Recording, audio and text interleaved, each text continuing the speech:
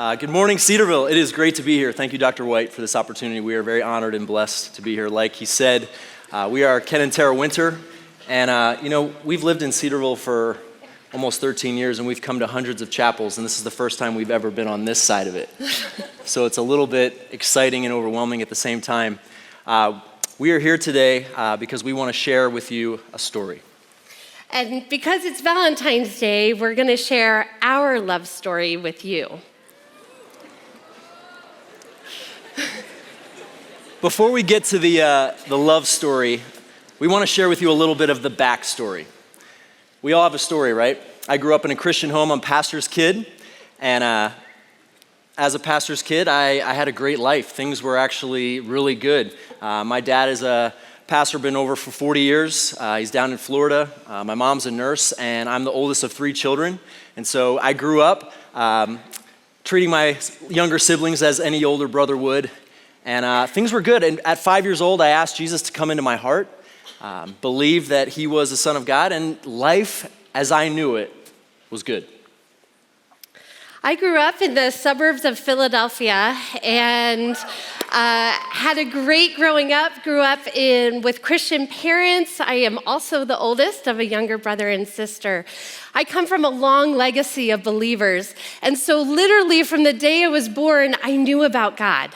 I was taken to church. I grew up in Sunday school and active as part of the local church body, involved in youth group, and things were really good growing up. Things went bad. My freshman year, after junior high, my 2 best friends moved away. My youth pastor, who I loved and adored, moved on to a new position, and everything that I kind of knew growing up started to change, and I decided to make some new friends. And the friends that I chose were not necessarily the best. We started to engage in activities that we shouldn't have been engaged in. In fact, growing up in Colorado, I was at the grassroots of some activities. What? I'm not proud, but we lived for the party, we lived for the weekend. That was my life. And my dad was my coach in baseball growing up, and so we had a really good relationship. But when I started to make bad decisions, things started to go downhill for us. In fact, I entered a season of rebellion. And during this season of rebellion, I did what made me feel good. I did what I wanted to do.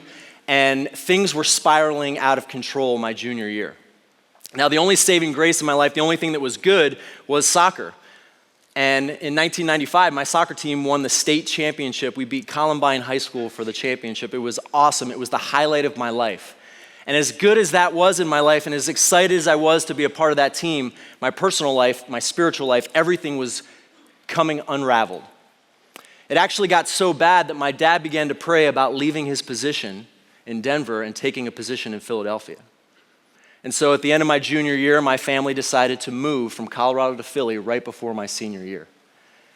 And I don't know if you've ever transitioned during that time in your life, but it was the hardest thing that I've ever had to go through. In fact, I was angry, I was upset, I had left my team, my friends, and I was in a place of complete and utter brokenness. I didn't know what to do, and I continued to spiral.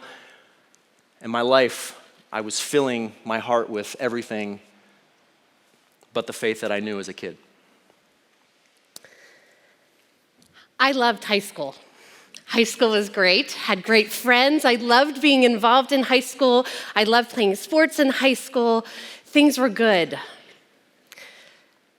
My junior year, it was March, and I was out with my friends one night, and I came home by curfew because I was a rule follower, and I walked in to my home, and it was full of people.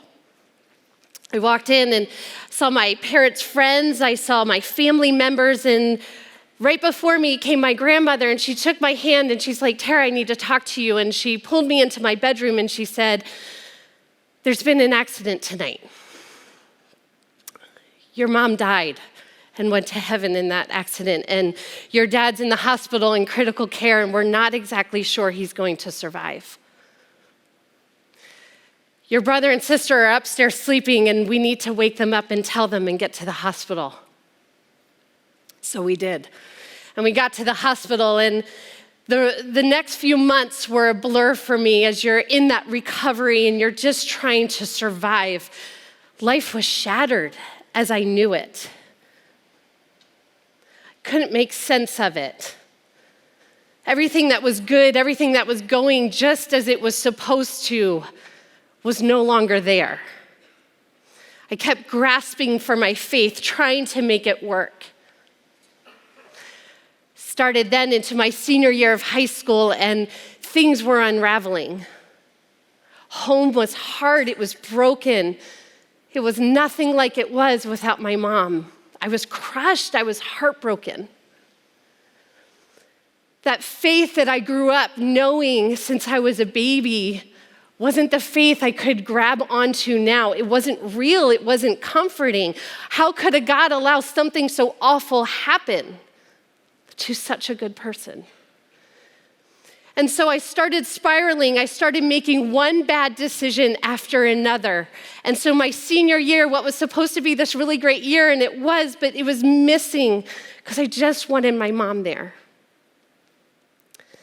One promise that I made to my mom was to go to a Christian college when I went off to college. And so I kept that promise to her, and I chose to go to Gordon College up on the North Shore of Boston.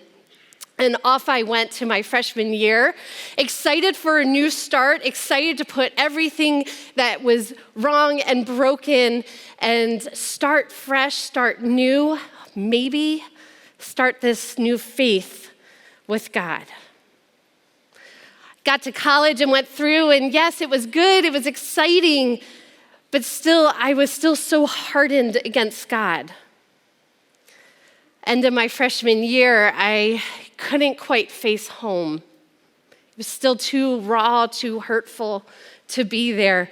And so I thought, well, I'll go get the job of my dreams. And I grew up as a Disney kid, so I said, let's go to the most magical place in the world. So I got a job at Walt Disney World for that summer after my freshman year and worked in the college program. And I thought it would be everything I wanted it to be. Except there's this thing about sin is that when you don't deal with it, it tends to just kind of follow you wherever you go. And so at Disney, I continued to just make these bad choices, and I kept spiraling. So when I showed up for my sophomore year at Gordon College, I was more broken than I'd ever been before. It was there one night. We were at a worship service, and it was called Catacombs, where we just really praise and worship the Lord. And for the first time then in 2 years, I felt God. He was there, and he was that comforter that I knew he would be. I just never felt it in my heart. I couldn't feel that healing power that he could give. And it was there that my heart started to soften back towards him. It didn't take away all of that sin. It didn't take away all of that brokenness, but we started healing that faith relationship. So growing up in Colorado, my parents took us down to Tucson, Arizona a couple times to see spring training. And I walked onto the campus of Arizona State University, and I was like, this is where I'm going to school. I'm going to walk on and play Division I baseball, meet a beautiful girl in Arizona, and then make it to the major leagues and make lots of money. That was my dream. Of course, that was a pipe dream. We moved to Philadelphia my senior year, and everything that I had kind of thought and planned changed. And to be quite frank, I was hoping just to get into college. The only thing that was able to get me in was soccer. I had a couple of opportunities to play at a couple of different schools, and I decided I was going to take a scholarship to a small Christian school in the North Shore called Gordon College. And I was excited to go. I was excited to go and play. I was excited to start new.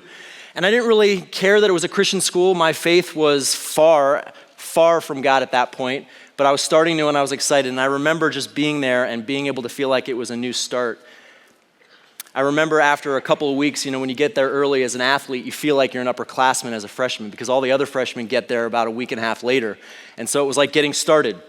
And all the freshmen were piling into the chapel. I'm walking in thinking like I'm an upperclassman, and I remember stopping in my tracks as I came down the center aisle, and I saw her. She was beautiful. She had a big smile, blue eyes, and I remember thinking, and I was a dork. Like, I might have been an athlete, but I had no chance with that girl. He didn't. Maybe not at that moment. So we continued. It was my freshman year, and played soccer. Well, at Gordon, they did this thing called Secret Encouragers. And Secret Encouragers was designed so that girls on the female team would support guys on the male teams. And so the lacrosse team would support the soccer team and the guys. Well, the guys never ended up doing that. It always ended up being the girls. And surprise, surprise. And I started to receive encouragements, Bible verses, cookies, brownies. And the guys would always brag, my Secret Encourager is better than yours. And it was awesome. Well, about halfway through the season, I got an apple pie. And if you know me, you know that the way to my heart is an apple pie. And so I'm eating this thing, and I will never forget, I walked into my dorm room that day, and I didn't care who was in there, I just declared at the top of my lungs, whoever made this apple pie, I'm marrying her. A couple weeks later, they have a big reveal, and all the Secret Encouragers and the players get together, and wouldn't you know it, my Secret Encourager was that beautiful girl, Tara.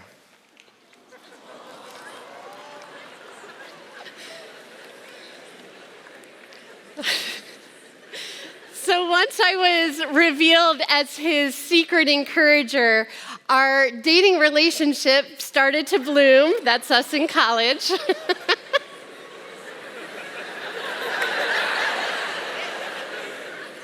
We'll move on. And we wanted to do this dating thing right. We wanted to make all the right decisions. We wanted to honor God. We wanted to be that Christian dating couple, but we had no idea what we were doing. I don't know if you do, but it was this vague concept for us of how to do a Christian relationship. And so we thought we were making all the right decisions, but yet that sin, that brokenness from our past kept coming up. Tara was my first real relationship. And so I didn't want to mess that up. And so on a Christian campus, I would ask, what do you do? And they're like, well, you need to be a leader. You need to lead her well. And I was like, well, how do I do that? Well, you got to pray together. And I was like, I can do that. And so we would go to lunch and we would go to breakfast and I would pray with her. And then I was like, well, what else can we do? Well, I can pray with her at night. At the end of the day, I can give her a hug and pray. Well, then I said, well, why don't we pray together in the dark?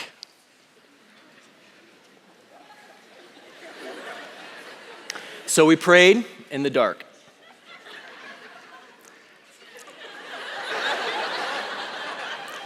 Don't pray in the dark with your girlfriend.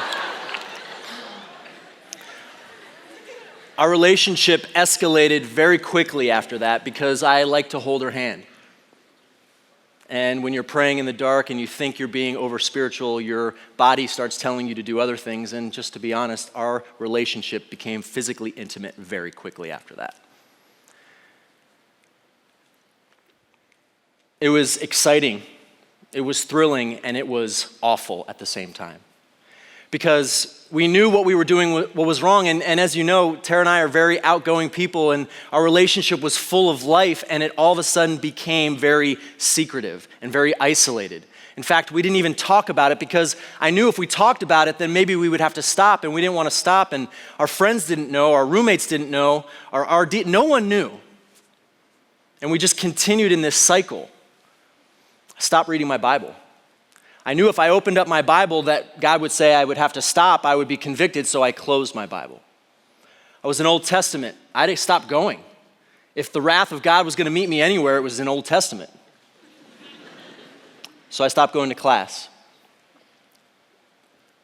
And what was such a beautiful beginning of a relationship started to become very filled with shame and guilt.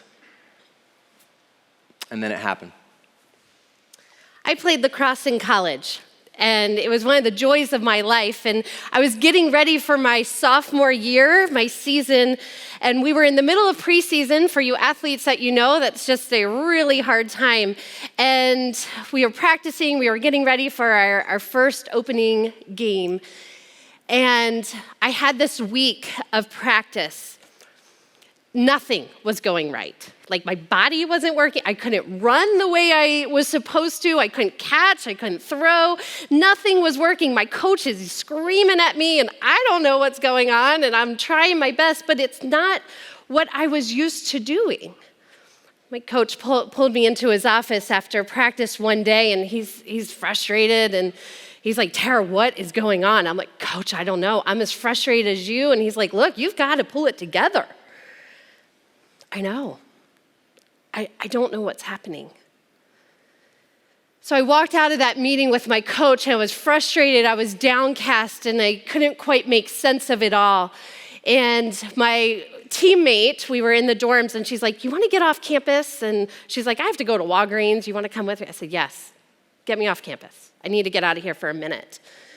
And so we got off campus, and Gordon is similar to Cedarville, as there's not much in the actual town. You have to go to the bigger town. So we went to the bigger town and went to Walgreens, and my friend's out shopping and doing her thing, and I'm still in my head about that conversation with my coach. And I'm walking just aimlessly up and down the aisles of Walgreens, and really just thinking about lacrosse and practice and what the coach said, and suddenly I stop. And I look up, and there in front of me are the pregnancy tests. I hadn't even thought of it. Wasn't even something I could ever imagine. And it was like a light bulb moment. So I took a test and I paid for it and I shoved it in the bottom of my bag, and my friend, she did her thing, and we went back to campus, and I went into the bathroom and secretive, and I'm ripping open the instructions, and well, you have to take the test first thing in the morning. Well, it was a very long night. So first thing in the morning, I took the test. Clear as positive. I was pregnant. Everything in that moment, obviously I was overcome. Everything, all that shame, all the expectations that everybody had of us came crashing in. I woke up my roommate and I said, I've got to tell you something. So she pulled in some other girls that we were close to, and we sat there, and I was overwhelmed and crying and sobbing, and my life is coming to an end is what it felt like. I said, I need you to go get Ken. Ironically, he was sitting in the front row of his Old Testament class that morning at 8:30, and they walked, it was just like BTS 104, it's a big class, and they would walk all the way to the front, and they interrupted class and said, Ken, it's an emergency, you need to come with us right now. So he grabbed Ken, and it's 8:30 in the morning, and they walked him right up into my dorm room, forget open dorm rules at that point, and he opens the door, and I'm sitting in the middle of my dorm room floor, and I remember looking at him and just saying, I'm pregnant. Everything was unraveling.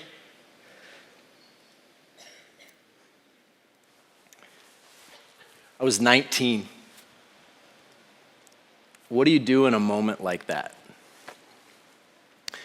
I grabbed her hand, took her down to the car, and we drove out to the beach where we had spent many days as a dating couple, just spending time together and talking. And we spent hours that day just crying, scared, confused, no idea what was going to happen next.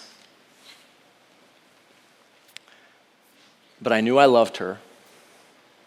And I said, I'm committed to you, and I'm going to be committed to this baby. So, next thing you do in a moment like that, when your sin is revealed, obviously there's some time of confession. And so I took her hand again, and we got in the car and we drove 9 hours to Philadelphia, where both of our families lived. I told you how my relationship with my dad was not great. Well, imagine going to your pastor father to reveal your greatest sin. I couldn't get the words out. It was the hardest thing I've ever had to do. In fact, I had this idea in my mind that the church, that God was going to reject me because I had rejected him so greatly, that my sin was too great. What I'll never forget is that both of our families wrapped their arms around us and said, we're here for you and we love you. The church that we were attending at that time after school that summer wrapped their arms around us and said that we will walk with you. That was the beginning, at least for me, of a restoration of my heart. And so on June 20th, 1998, we got married. 2 babies, 19 and 20. We worked 3 jobs trying to make ends meet, figuring out what was the next step. We were doing life. On August 16th, I came home from working at a lumber yard, and Tara was laying on the couch. It was a hot summer day, and she wasn't doing well, and I said, what's going on? She's like, I'm just not feeling well. Something's not right. So we called the doctor, and the nurse said, just take some time, rest. It's probably just some cramping. And so we did, and hours later, she was getting worse, and so I said, let's go to the hospital. So we got in the car and drove to the hospital, and we got there, and they did some testing, and Tara was 9 centimeters dilated. Now, 9 centimeters dilated at 40 weeks is great. You're about to have a baby. Tara was 25 weeks. So we were really scared. They brought in doctors and nurses and specialists, and they were doing everything they could to slow down labor. Everything they could to keep it from progressing, but nothing worked. And so they started to tell us that most likely your child is going to be born today, and if they're born, they have a 10% chance of living. If they do survive, there was just this after this after this, problem after problem after problem. It was overwhelming. Next thing I know, they whisked Tara in the operating room and got me into the scrubs and brought me in, and minutes later, emergency C-section. Our baby was in the world. We didn't hear our child cry. We didn't hear any noises. They took Tara into the recovery room, and about an hour or so later, they brought me into the neonatal intensive care unit. If you've ever been into a neonatal NICU, it's overwhelming. You see these tiny, tiny babies. In the first couple hours of our little girl's life, she had 2 collapsed lungs, blood transfusions, and she was clinging to life. And so, newly married, 19 years old, father, there I am. I'm looking at my little girl in an incubator, clinging to life, barely visible with all the tubes, and there is nothing that I can do. I wanted to hold her. I wanted to kiss her. I wanted to tell her, as her father, that everything was going to be all right. And I couldn't do that. I was helpless. And it was in that moment, I will never forget, that everything that I knew in my mind, everything that I knew in my heart, that I'd been taught all of my life, suddenly became real in my heart. I was helpless.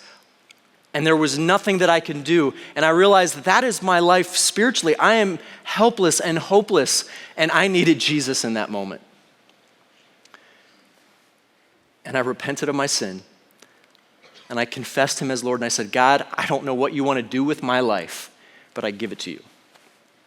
And if there's any way that you can save my little baby girl, I'd be grateful. God used my daughter and her life to save mine. This is a picture of our daughter. This was a couple weeks after she was born. She was 1 pound, 9 ounces, and she fit in the palm of your hand. It was a very long 75 days in the hospital, but our baby survived, thrived. We were able to finally hold her after about a month.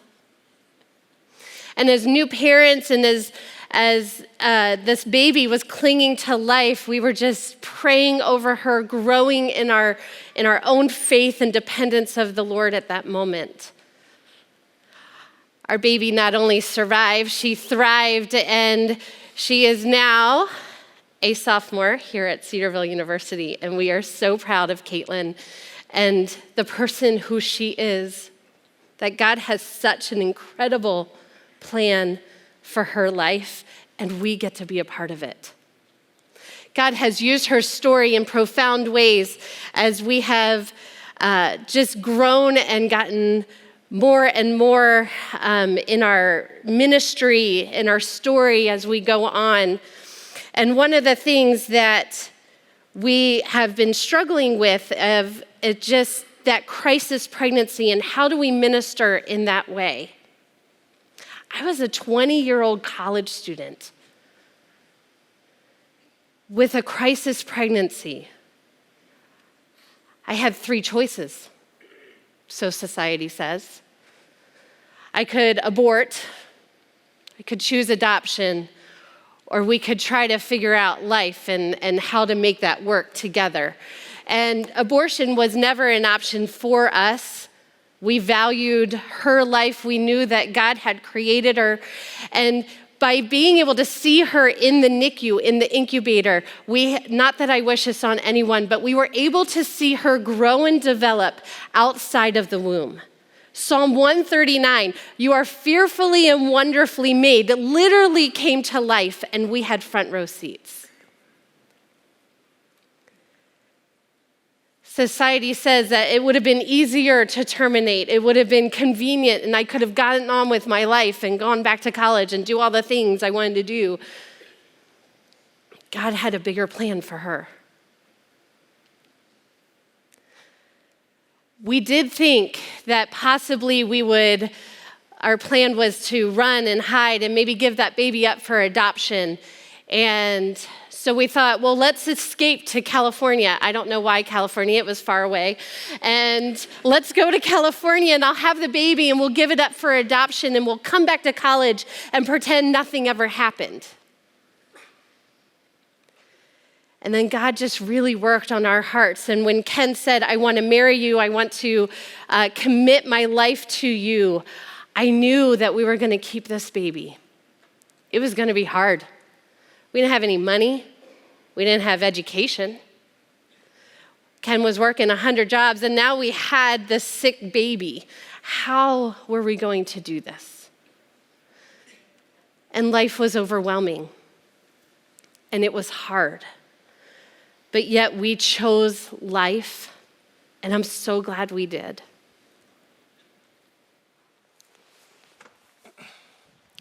What Tara didn't tell you is that our story, God has redeemed in unbelievable ways. Never would have guessed that we would be where we are today. To be able to lead a ministry like Sanctify, where she can pour into young girls. She works at the Pregnancy Resource Center, where she deals with crisis pregnancies all the time. God is so good. She said at the beginning that this was our love story, but it's actually not. This is God's love story. That he, while we were yet sinners, sent his son to do for us what we could not do for ourselves, to live the life that I certainly couldn't live, that she couldn't live, and then on a cross at Calvary to take all of our brokenness and our sin and to pay the debt that we could not pay. I can't believe how much he loves me. To be buried in a tomb and then in victory raised from the dead, conquering death and conquering sin. And it is for freedom now that we are set free. And so this opportunity this morning is humbling for sure, but it's also one where we want to challenge you as 19 and 20, 21-year-old college students. You know, as a married couple now for 20 years, that is only by God's grace. I think of Ephesians. I know you guys are going through Ephesians now, 4:32. In our marriage, it says, be kind and tenderhearted to one another, forgiving one another as Christ has forgiven us. Tara and I needed forgiveness in an unbelievable way, but we need that every day. We need his grace and his mercy every day. And it is only by his grace that we can stand here today and declare that truth to you. So here's what I want to say to you this morning, because I wish somebody would have said this to me 20 years ago. If you're struggling right now, if you're in a place of sin or shame or guilt, and you don't know how to get out of it, if you feel trapped, I want you to know first and foremost that you are not too far gone. Your sin is not so great that God has turned his back on you. No, God turned his back on his son on the cross so that he could turn his face to us and call us sons and daughters. That is amazing grace. We sang even that this morning. And so if you're finding yourself in a place of brokenness this morning, I want you to know that you're not alone. Forgiveness is available to you. Would you turn to him? You're on a great campus, a place where there are many people, RDs, RAs, faculty, staff that would love to talk to you and walk this life with you. Tara and I want to pray with you this morning. We want to pray that God would do a mighty work in your life, ultimately that you would be transformed by the gospel and motivated to live out of that. Would you pray with me this morning?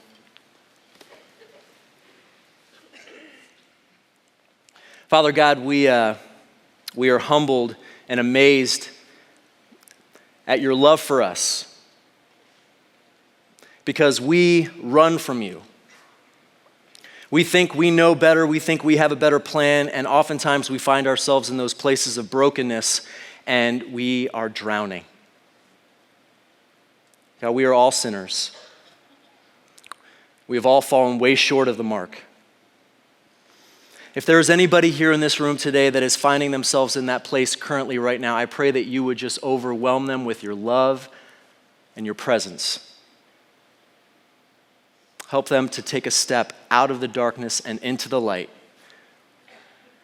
Help them to walk in the newness of life that you have given them through your Son, Jesus Christ.